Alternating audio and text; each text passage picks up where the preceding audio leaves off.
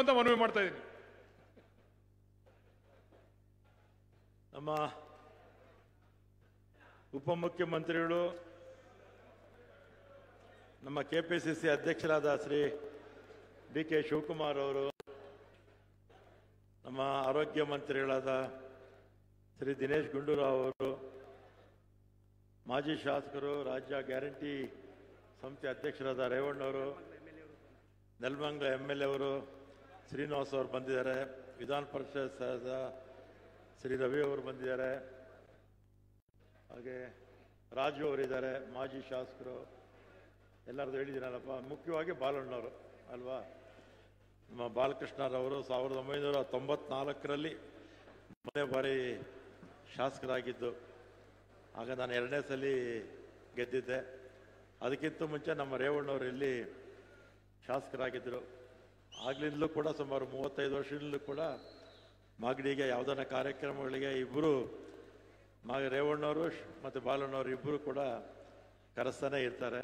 ಇವತ್ತು ಕೂಡ ಭಾಳ ದೊಡ್ಡ ಒಂದು ಕಾರ್ಯಕ್ರಮ, ಭಾಳ ವರ್ಷದಿಂದ ಆಗಬೇಕಾಗಿರ್ತಕ್ಕಂಥ ಕೆಲಸ ಹಿಂದೆ ಪ್ರಯತ್ನ ಮಾಡಿದರು, ಆದರೆ ಅದು ಸರೋಗಲಿಲ್ಲ ಅಂತ ಮತ್ತೆ ಈಗ ಇವತ್ತು ಈ ಒಂದು ಕೋಟೆಯನ್ನು ಹೊಸದಾಗಿ ಕಟ್ಟೋದಕ್ಕೆ ಇವತ್ತು ಶಂಕುಸ್ಥಾಪನೆ ನಮ್ಮ ಶಿವಕುಮಾರ್ ಅವರ ನೇತೃತ್ವದಲ್ಲಿ. ಮತ್ತು ಇದೇ ಸಂದರ್ಭದಲ್ಲಿ ನಮ್ಮ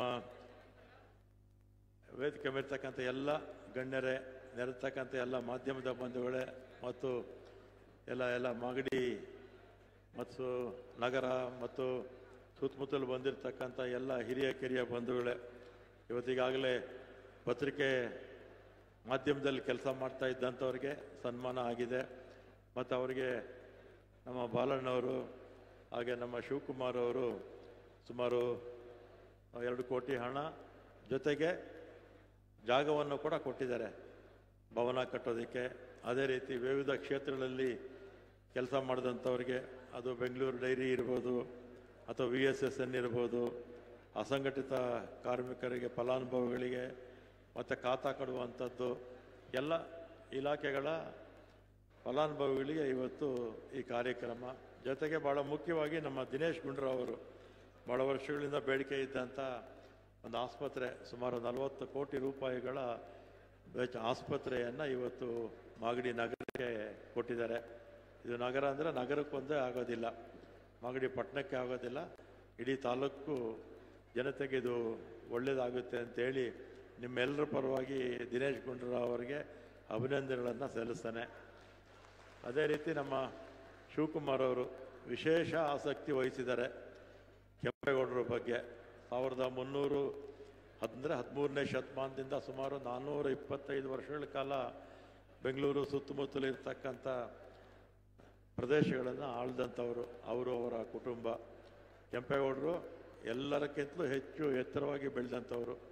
ಅವರ 425 ವರ್ಷಗಳ ಆಳ್ವಿಕೆಯಲ್ಲಿ ಅತಿ ಹೆಸರು ಮಾಡಿದಂಥವರು, ಒಳ್ಳೆ ಪಾರದರ್ಶಕ ಆಡಳಿತಕ್ಕೆ ಹೆಸರು ಪಡೆದಂಥವರು. ಮತ್ತು ಇವತ್ತು ಬೆಂಗಳೂರಲ್ಲಿ ಎಲ್ಲ ಕಡೆ ಕೂಡ ಕೆಂಪೇಗೌಡ ಬಡಾವಣೆ ಇರ್ಬೋದು ಅಥವಾ ಕೆಂಪೇಗೌಡ ನಮ್ಮ ಏರ್ಪೋರ್ಟ್ಗೆ ಕೆಂಪೇಗೌಡ ಏರ್ಪೋರ್ಟ್ ಅಂತ ಹೆಸರಿಟ್ಟಿದ್ದು ಕೂಡ ಹಿಂದೆ ನಮ್ಮ ಸಿದ್ದರಾಮಯ್ಯನವರ ಸರ್ಕಾರದಲ್ಲೇ. ಅದೇ ರೀತಿ ಕೆಂಪೇಗೌಡ ಬಸ್ ನಿಲ್ದಾಣ, ಈ ರೀತಿ ಅನೇಕ ಕೆಂಪೇಗೌಡರ ಹೆಸರಲ್ಲಿ ಇವತ್ತು ಏರ್ಪೋರ್ಟ್ಗಳು, ಬಸ್ ಸ್ಟ್ಯಾಂಡ್ಗಳು ಆಗಿದೆ. ಮತ್ತು ಫಸ್ಟು ನಿಮ್ಮೆಲ್ಲರಿಗಿಂತಲೂ ಭಾಳ ಮುಖ್ಯವಾಗಿ ಮೊದಲೇ ಒಂದೇ ಒಂದು ಸ್ಟ್ಯಾಚ್ಯೂ ಇತ್ತು ಬೆಂಗಳೂರಲ್ಲಿ ಕೆಂಪೇಗೌಡರದು. ಎಲ್ಲಿ ಗೊತ್ತಾ? ಕಾರ್ಪೊರೇಷನ್ ಮುಂದೆ ಕತ್ತಿ ಹಿಡ್ಕೊಂಡಿರ್ತಕ್ಕಂಥದ್ದು. 2ನೇ ಸ್ಟ್ಯಾಚ್ಯೂ ಮಾಡಿದ್ದು ನಮ್ಮ ಕ್ಷೇತ್ರದಲ್ಲೇ 2005ರಲ್ಲಿ ನಮ್ಮ ಉದಯ್ ಶಂಕರ್, ನಮ್ಮ ಕಾರ್ಪೊರೇಟ್ರು, ಅವರ ವಾರ್ಡಲ್ಲಿ RV ರಸ್ತೆಯಲ್ಲಿ 2ನೇ ಸ್ಟ್ಯಾಚ್ಯೂನ ನಮ್ಮ ಕ್ಷೇತ್ರದಲ್ಲೇ ನಾವು ಮಾಡಿದ್ವಿ. ಇವತ್ತು 100 ಸ್ಟ್ಯಾಚ್ಯೂಗಳು ಬೆಂಗಳೂರು ಸುತ್ತಮುತ್ತಲು, ನಮ್ಮ ಹಳೆ ಮೈಸೂರಲ್ಲಿ ಎಲ್ಲ ಕಡೆ ಕೂಡ ಕೆಂಪೇಗೌಡರ ಸ್ಟ್ಯಾಚ್ಯೂಗಳಿದೆ. ಮತ್ತು ಅವರ ಹೆಸರಲ್ಲಿ ಅನೇಕ ಸಂಸ್ಥೆಗಳು ಪ್ರಾರಂಭ ಆಗಿದೆ. ಇದಕ್ಕೆಲ್ಲ ಕಾರಣ ಏನು ಅಂದರೆ ಅವ್ರು ಕೊಟ್ಟಂಥ ಆಡಳಿತ. ಮತ್ತು ನಮ್ಮ ಶಿವಕುಮಾರ್ ಅವರು ವಿಶೇಷ ಆಸಕ್ತಿ, ಉಪಮುಖ್ಯಮಂತ್ರಿಗಳಾದ ಮೇಲೆ ವಿಶೇಷ ಆಸಕ್ತಿ ವಹಿಸಿ ಕೆಂಪೇಗೌಡರ ಹೆಸರು ಇನ್ನೂ ಚಿರಸ್ಥಾಯಿಯಾಗಿ ಉಳಿಬೇಕು ಅಂತ ಅವರು ಇದ್ದಂಥ ಪ್ರದೇಶಗಳು. ಮತ್ತು ಕೆಂಪೇಗೌಡರ ಹೆಸರಲ್ಲಿ ಒಂದು ಪ್ರಾಧಿಕಾರ ಕೂಡ ಈಗಾಗಲೇ ಸಿದ್ದರಾಮಯ್ಯ ನೇತೃತ್ವದಲ್ಲಿ ಈಗ ಭಾಳ ಹಿಂದೆನೇ ಅದು ಆಗಿದೆ.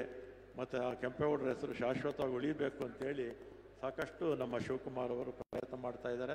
ಅವರ ಪ್ರಯತ್ನದಿಂದಲೇ ಇವತ್ತು ಈ ಕೋಟೆ ಅಭಿವೃದ್ಧಿಗೆ ಸುಮಾರು 87 ಕೋಟಿ ರೂಪಾಯಿ ವೆಚ್ಚದಲ್ಲಿ ಈ ಕೆಂಪೇಗೌಡ ಕೋಟೆ ಅಭಿವೃದ್ಧಿ ಆಗ್ತಾ ಇದೆ. ಅವರು ಬಾಲಕೃಷ್ಣರವರ ನೇತೃತ್ವದಲ್ಲಿ ಅಂತ ನಾನು ಈ ಸಂದರ್ಭದಲ್ಲಿ ಹೇಳಿ, ಇನ್ನು ಮಾತಾಡೋರೆಲ್ಲ ಭಾಳ ಇದ್ದಾರೆ. ಇನ್ನು ನಮ್ಮ ಶಿವಕುಮಾರ್ ಅವರು ಮಾತಾಡ್ತಾರೆ, ದಿನೇಶ್ ಅವರು ಮಾತಾಡ್ತಾರೆ, ಹೆಚ್ಚಿಗೆಯನ್ನು ಮಾತಾಡಿದೆ. ಎಲ್ರಿಗೂ ಕೂಡ ಒಳ್ಳೆಯದಾಗಲಿ ಅಂತೇಳಿ ನಾನು ಮಾತು ಮುಗಿಸ್ತೇನೆ.